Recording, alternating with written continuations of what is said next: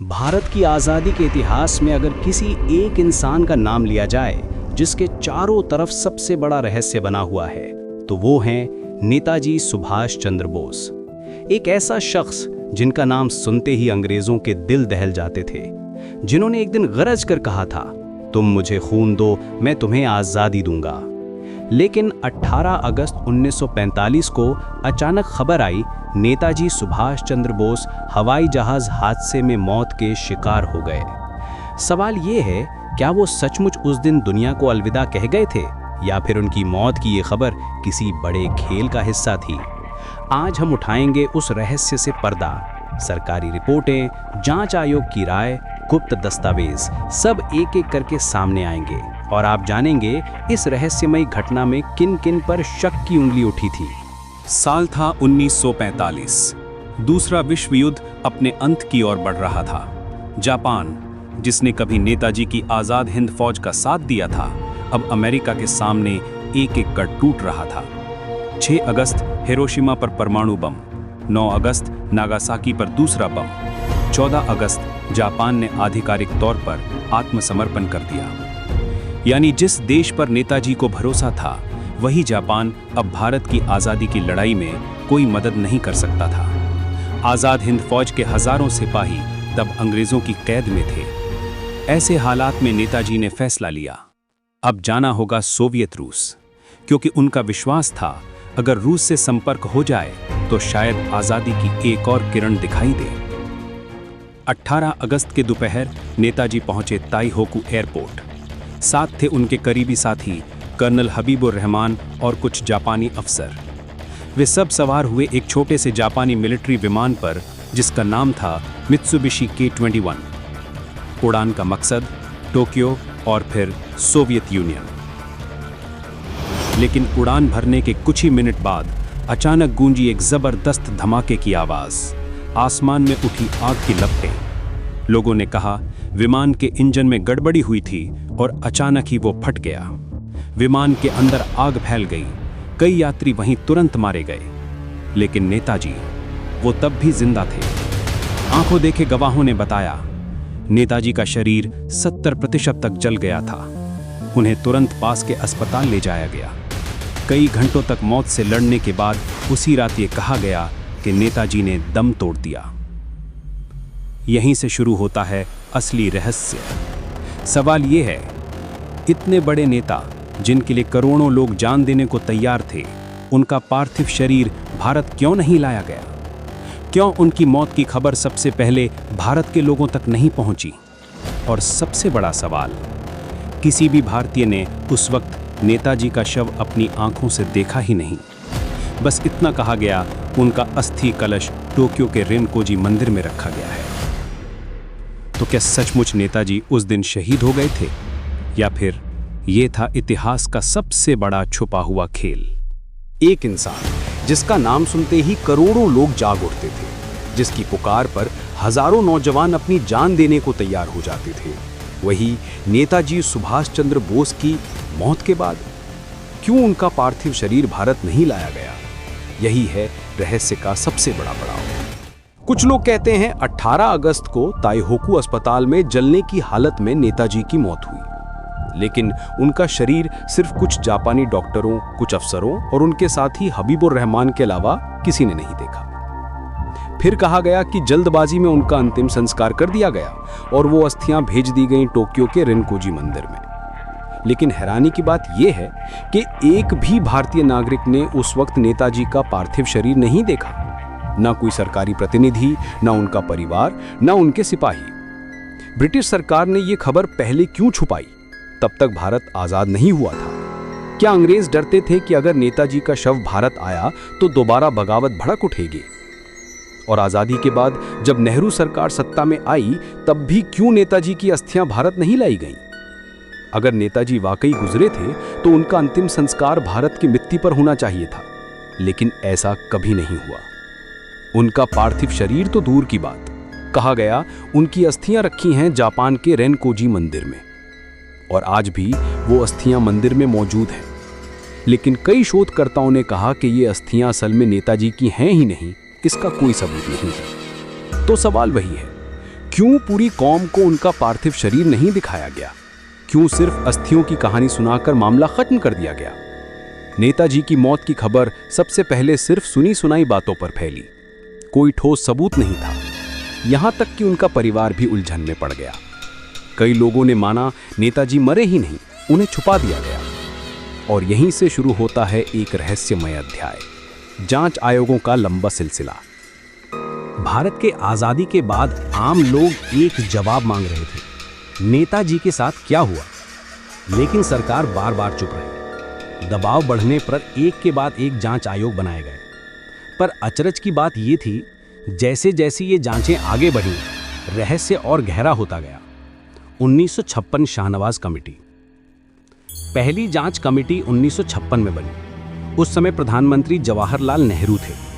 इस कमेटी के नेतृत्व में थे कर्नल शाहनवाज खान, जो कभी नेताजी की आज़ाद हिंद फौज के अधिकारी थे। जांच में कहा गया कि हां, नेताजी 1945 के ताइहोकू विमान हादसे में ही मरे थे। सबूत के तौर पे पेश किए गए हबीबुर रहमान का बयान, कुछ जापानी अफसरों के वक्तव्य और अस्पताल में दिए गए मेडिकल रिपोर्ट। लेकिन समस्या ये थी, कोई ठोस पुख्ता सबूत नहीं मिला। किसी ने नेताजी का शव देखा ही नहीं, तो सिर्फ कहीं कहीं पर भरोसा कैसे किया जा सकता था? और इसलिए एक और जांच आयोग बनाया गया, खोसला आयोग। ये 1970 में हुआ। नेतृत्व में थे न्यायाधीश जीडी खोसला। इस आयोग ने भी लगभग वही निष्कर्ष दिया कि नेताजी विमान हादसे में मरे, लेकिन फिर भी किसी निर्णायक सबूत को पेश नहीं कर पाया। और हैरानी की बात यह रही, खोसला आयोग की रिपोर्ट पर कई इतिहासकारों ने कहा कि ये एक तरह की सरकारी पॉलिसी का पालन करती हुई जांच थी। और जब दूसरी जांच आयोग भी नेताजी की मौत का कोई ठोस प्रमाण पेश नहीं कर पाया, तो फिर एक और जांच आयोग शुरू किया गया 1999 में, मुखर्जी आयोग। और यही मुखर्जी आयोग 1999 में सबसे बड़ा टर्निंग पॉइंट लेकर आया। तब केंद्र में अटल बिहारी वाजपेयी के नेतृत्व वाली एनडीए सरकार थी। जांच की जिम्मेदारी मिली न्यायाधीश मनोज मुखर्जी को। करीब 7 साल तक जांच चली। जापान, ताइवान, रूस, कई देशों से जानकारियां जुटाई गईं। और अंत में मुखर्जी आयोग ने साफ कहा, नेताजी की मौत विमान दुर्घटना में हुई, इसका कोई पुख्ता प्रमाण नहीं मिला। रिनकोजी मंदिर में रखी अस्थियां भी नेताजी की नहीं हैं। वैज्ञानिक परीक्षण यही दिखाते हैं। तो फिर पहले 2 आयोगों ने मौत की बात क्यों कही, पर कोई सबूत पेश नहीं कर पाए? और मुखर्जी आयोग ने इतना स्पष्ट क्यों कहा कि नेताजी की मौत का कोई प्रमाण ही नहीं मिला? तो असली सच्चाई कहाँ है? सवाल यही है, दोनों आयोगों ने मौत की बात क्यों कही पर कोई सबूत पेश नहीं कर पाए? और मुखर्जी आयोग ने इतना स्पष्ट क्यों कहा कि नेताजी की मौत का कोई प्रमाण ही नहीं मिला? यहीं से लोगों के दिलों में शक और बढ़ गया। और लोग जानना चाह रहे थे कि ऐसा क्यों हुआ, क्योंकि अगर जांच का परिणाम सब एक जैसा होता तो लोग शांत होते। पर हर आयोग के अलग अलग बयान ने लोगों के संदेह और गहरे कर दिए। जांच आयोगों ने अलग अलग रिपोर्ट दी और इससे एक बात साफ हो गई, नेताजी की मौत का कोई पक्का सबूत आज तक नहीं मिला। और यहीं से शुरू हुई अलग अलग थ्योरियां, जो आज भी लोगों के दिल में सवाल खड़े करती हैं। तो क्या नेताजी उस विमान में चढ़े ही नहीं थे? कई शोधकर्ताओं का कहना है 18 अगस्त 1945 को जिस विमान हादसे की खबर फैली थी, वो असल में एक कवर अप का। असलियत ये थी कि नेताजी उस विमान में चढ़े ही नहीं, उन्हें सुरक्षित किसी और जगह भेज दिया गया था, शायद जापान या चीन की सीमा पर। और विमान दुर्घटना की खबर सिर्फ इसलिए फैलाई गई क्योंकि अगर सबको लगेगा कि नेताजी मर गए, तो अंग्रेज भी निश्चिंत हो जाते और उनके दुश्मन भी उन्हें तलाशना बंद कर देते। दूसरी थ्योरी रूस से जुड़ी है। नेताजी चाहते थे कि सोवियत यूनियन की मदद से भारत की आज़ादी का नया रास्ता निकाला जाए।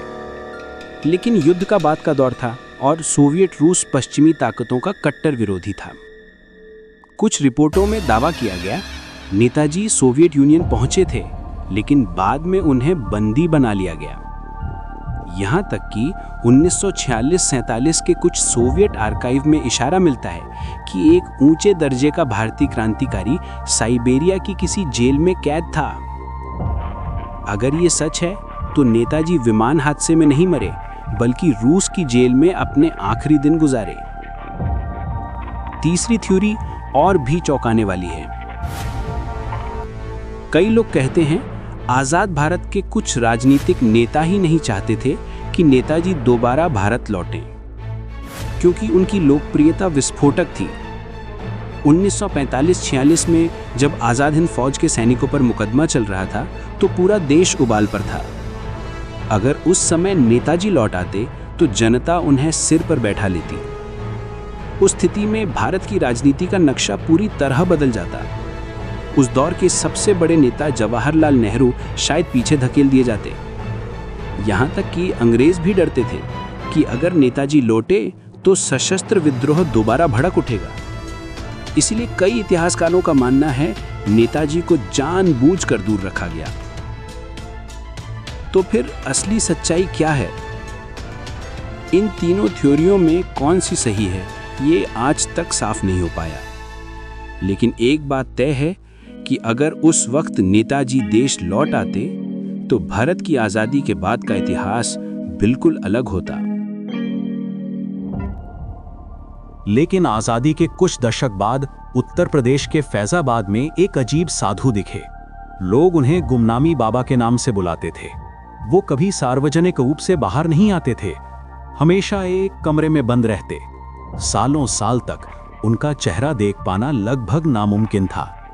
लेकिन अचानक हम इस गुमनामी बाबा की बात क्यों करने लगे? क्योंकि माना जाता है कि ये गुमनामी बाबा दिखने में बिल्कुल सुभाष चंद्र बोस जैसे लगते थे। तो चलिए अब हम गुमनामी बाबा की जिंदगी पर नजर डालते हैं। गुमनामी बाबा हमेशा अकेले कमरे में रहते, बहुत ही सीमित लोगों से बात करते। उनके पास जो चिट्ठियां, किताबें और दस्तावेज मिले, उन्हें देखकर सब दंग रह गए, क्योंकि उनमें बार बार नेताजी से जुड़ी लिखावटें, युद्धकालीन कागजात, आजाद हिंद फौज की खबरें, यहां तक कि विदेशी संपर्क की जानकारी भी मिली। और हैरानी की बात यह है कि उनके हाथ से लिखे नोट्स, डायरी, यहां तक कि टाइपराइटर पर टाइप किए हुए कुछ कागज नेताजी की ही लिखावट और स्टाइल से हूबहू मिलते थे। अब उनके पास से कुछ ऐसे सबूत भी मिले जिनसे शक और गहरा गया। गुमनामी बाबा के कमरे से ऐसी चीजें मिली जो सीधे नेताजी से जुड़ी थीं, जैसे नेताजी के करीबी साथियों के निजी पत्र, नेताजी के परिवार से संपर्क के संकेत, आजाद हिंद फौज और दूसरे विश्व युद्ध के समय के दुर्लभ दस्तावेज। यहां तक कि स्थानीय लोगों का मानना था वो कोई साधु नहीं बल्कि गुप्त रूप से जिंदा नेताजी ही थे। लेकिन हैरान करने वाली बात यह है कि सरकार ने इस मामले की कोई गंभीर जांच ही नहीं की। भारत सरकार ने कभी भी इन दावों की पुष्टि नहीं की। सालों तक अलग अलग दावे उठे, लेकिन गुमनामी बाबा वास्तव में कौन थे, इसका पता कभी ठीक से नहीं लगाया गया। 1990 के दशक में कुछ कमेटियां बनी, लेकिन वे किसी निष्कर्ष तक नहीं पहुंच पाईं। फॉरेंसिक सबूत, डीएनए टेस्ट, कुछ भी पूरी तरह से नहीं किया गया। नतीजा ये हुआ कि रहस्य और भी गहरा गया। तो क्या गुमनामी बाबा ही नेताजी थे? अगर सचमुच वो नेताजी थे तो सवाल उठता है उन्होंने अपनी पहचान क्यों छुपाई? क्यों जनता के सामने कभी नहीं आए? क्या राजनीतिक कारणों से चुप रहे, या फिर अंतर्राष्ट्रीय राजनीति के दबाव ने उन्हें पर्दे के पीछे रहने को मजबूर किया? गुमनामी बाबा की मौत 1985 में हुई, लेकिन उनकी मौत के बाद भी रहस्य खत्म नहीं हुआ। उनकी निजी चीजें आज भी फैजाबाद के संग्रहालय में रखी हैं। हर कागज, हर चिट्ठी मानो यही कहती हों, क्या नेताजी सचमुच जिंदा थे? यह सब बातें बहुत से लोग जानते थे, लेकिन फिर भी क्यों इस सवाल का जवाब आज तक अनसुलझा रह गया? 2015 में आजादी के करीब 70 साल बाद भारत सरकार ने 100 से भी ज्यादा गुप्त दस्तावेज सार्वजनिक किए। लाखों लोग बेसब्री से वो फाइलें देखने दौड़े चले गए, क्योंकि सबके मन में एक ही सवाल था, क्या नेताजी सचमुच शहीद हो गए थे या फिर वो जिंदा थे? लेकिन हैरान करने वाली बात ये थी, कुछ दस्तावेजों से साफ पता चलता है कि भारत की खुफिया एजेंसी आईबी कई सालों तक नेताजी के परिवार पर नजर रख रही थी। 1948 से लेकर 1968 तक, यानी पूरे 2 दशकों तक कोलकाता में रहने वाले नेताजी के परिवार की जासूसी होती रही। उनके घर कौन आ रहा है, किससे मुलाकात हो रही है, किसको चिट्ठियां भेजी जा रही हैं, हर चीज पर गुप्त रूप से निगरानी रखी जा रही थी। तो अब सवाल उठता है, अगर नेताजी सचमुच 1945 में ही शहीद हो गए थे, तो उनके परिवार को इतने सालों तक निगरानी में रखने का मतलब क्या था? क्या सरकार को भी शक था कि नेताजी जिंदा हैं, या फिर उनके पास कोई गुप्त जानकारी थी जो आम जनता से छुपाई गई? यहां भी एक सवाल बाकी रह जाता है। तो चलिए अब नजर डालते हैं विदेशी रिपोर्ट्स पर। उन्होंने क्या कहा था? सिर्फ भारत ही नहीं, कुछ विदेशी अभिलेखों से भी चौंकाने वाली बातें सामने आई। अमेरिका, ब्रिटेन, यहां तक कि रूस के कुछ डीक्लासिफाइड दस्तावेजों में यह इशारा मिलता है। 1946, 1947 और उसके बाद के सालों में भी नेताजी को जिंदा देखा गया था, ऐसा रिपोर्ट में दर्ज है। अगर ये रिपोर्ट्स सच हैं, तो क्या फिर प्लेन क्रैश की पूरी कहानी गढ़ी हुई थी? इन विदेशी रिपोर्ट से तो रहस्य और भी गहराता गया। तो उस दिन आखिर हुआ क्या था? 2015 में फाइलें सार्वजनिक होने के बाद भी रहस्य नहीं मिटा, बल्कि और गहराता गया, क्योंकि सरकार ने कोई साफ जवाब नहीं दिया। नेताजी विमान हादसे में शहीद हुए थे या फिर कहीं और जिंदा थे?